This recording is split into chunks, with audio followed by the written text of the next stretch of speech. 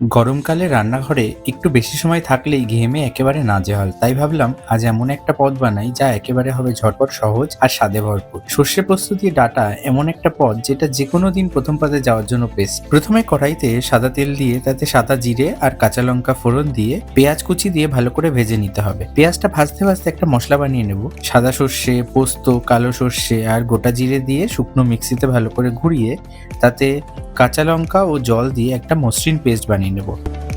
ওদিকে পেঁয়াজটা ভালো করে ভাজা হয়ে গেলে তাতে আগে থেকে ছাড়িয়ে রাখা ডাঁটা দিয়ে নুন, হলুদ আর কাশ্মীরি লঙ্কার গুঁড়ো ও সামান্য জল দিয়ে ভালো করে সিদ্ধ করে নেব। ডাঁটা নরম হয়ে গেলে তাতে টমেটো কুচি দিয়ে আগে থেকে বানিয়ে রাখা মশলার পেস্ট ও সামান্য চিনি দিয়ে অল্প আঁচে 4-5 মিনিট রান্না করলেই তৈরি ডাঁটা সর্ষে। গরম ভাতের সাথে একবার খেয়েই দেখো না কেমন লাগলো, আর আমাকে জানাতে ভুলো না কিন্তু। ভালো থেকো, দেখা হবে আবার।